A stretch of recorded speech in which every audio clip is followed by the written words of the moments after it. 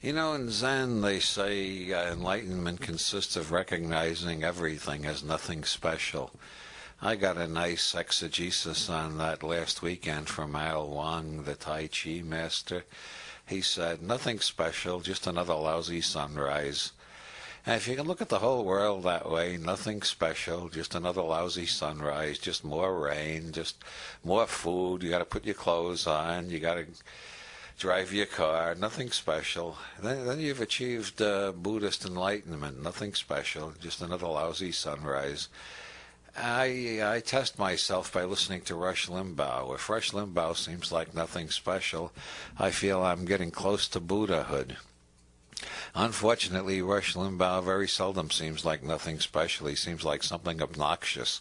And so I know I haven't achieved Buddhahood yet, so I listen to him more often to try to develop the ideal Buddhist detachment. It's sort of like hitting yourself with a knobby stick until you don't feel anything. Then you know you've achieved detachment. And lately, his major passion is Hillary Rodham Clinton, who has a wonderful name, by the way. Before Bill ran for president, she was Hillary Rodham, which is a name that sounds like a railroad train going away. Hillary Rodham, Hillary Rodham, Hillary Rodham. And then when he ran for president, because she was suspected of being a liberated woman, God forbid, she changed it to Hillary Clinton, which sounds like a train coming closer. Hillary Clinton, Hillary Clinton, Hillary Clinton. Now that he's elected, she's become Hillary Rodham Clinton, which sounds like a train crossing a shaky bridge. Hillary Rodham Clinton, Hillary Rodham Clinton, Hillary Rodham Clinton. But be that as it may, she's a very cute lady and very bright, and I like her a lot. And I'm fascinated by the way Rush Limbaugh rages and rants against her. And I finally realized it's not hatred. It's frustrated love. This man is in love with her, but he doesn't know how to express love. It's the most tragic love affair since King Kong and Fay Ray, and you can see the physical resemblance between both of them. Rush has a lot in common with King Kong, and Hillary has a lot in common with Fay Ray. And the tragedy of King Kong is that he could never express his love. He tried to, but he didn't know how. When you first see the film, you think he's attacking Fay Ray. Then when you see it over a few hundred times, like most of us have, you realize Kong is always trying to express love, but he doesn't know how. That's because he's lived his whole life behind a wall with a bunch of dinosaurs. And it's the same with Rush Limbaugh. He grew up among Republicans, which is like living your whole life behind a wall with a bunch of dinosaurs. So when he tries to express love, it comes out sounding like a little boy's spite. It sounds like hatred, but it's really frustrated love. And who can blame him? I mean, don't we all have a yen for Hillary? Anyway, one of these days they're going to walk into the studio and find him there dead with French fries and Big Macs and malted chocolate malted all over the place. That's because he dislikes the AMA. He believes all their health rules are more liberal propaganda. Anything that interferes with his appetites or prejudices are liberal propaganda and oppose family values. You know what family values means. That's hating the same people your grandfather hated. Anyway, they're going to find him there with all this junk food dead, and somebody from the AMA is going to walk in and say, well, the junk food finally killed him. And then Robert Armstrong will walk in and say, no, it wasn't the junk food. It was beauty that killed the beast. That's one of my alternative endings for King Kong. Remake it with Rush Limbaugh and Hillary Clinton. Another alternative ending I have in mind is we do it uncensored this time, and you can see King Kong's dong, which you never saw in the original. Most people have never thought much about how big King Kong's dong was, even, although it's in the back of all of our minds. If you stop to think about it, there's lots of jokes about it. We're just afraid to talk about it in public. We joke about it in private. It's the great allegory of the 20th century, and of course the what's right out in the open, the most obvious thing, how could they do it, is the one thing we never talk about publicly. Could they do it at all? There's a little hint of that in that question in the remake made by Dino De Laurentiis, where Jessica Lange says, be reasonable, Kong, it can't work between the two of us.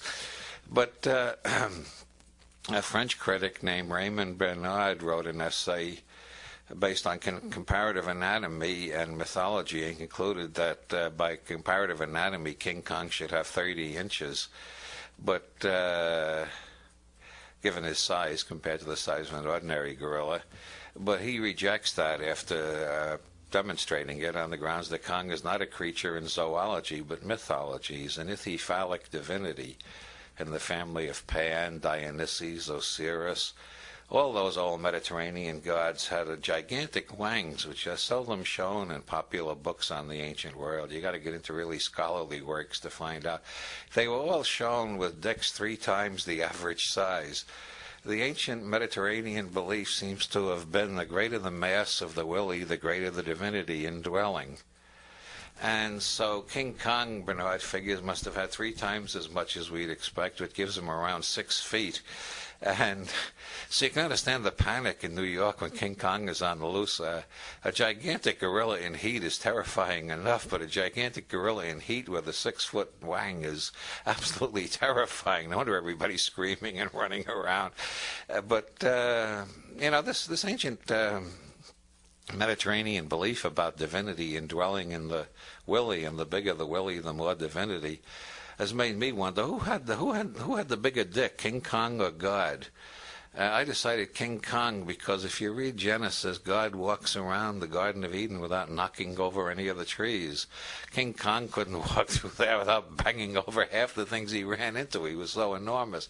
I figure God is about 18 feet compared to King Kong's 60 feet. But getting back to ithyphallic divinities, as they're called in the anthropology books, this, I think, underlies the Roman Catholic doctrine that a woman can't be a priest. Protestants have women ministers in most of the Protestant churches now. There are women rabbis. There have been a couple of women Zen masters. All the other religions have moved with the times. But the Pope keeps insisting there can be no women priests, because the priest represents God, Christ, and the most important thing about Christ was that he had a willy.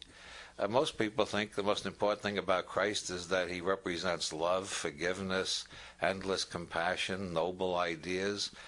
But the secret teaching within the Vatican seems to be that the most important thing about Christ was that he had a willy. And an absolutely enormous one it must have been for him to be the chief of all the gods. And that's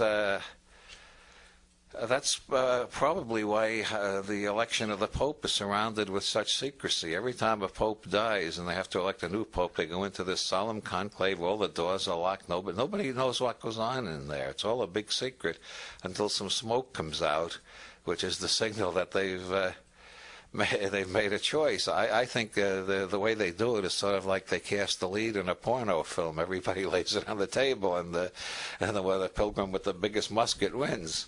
Because that goes back to this idea of the sanctity of the willy, which is so central to pagan, Mediterranean, and Catholic thinking.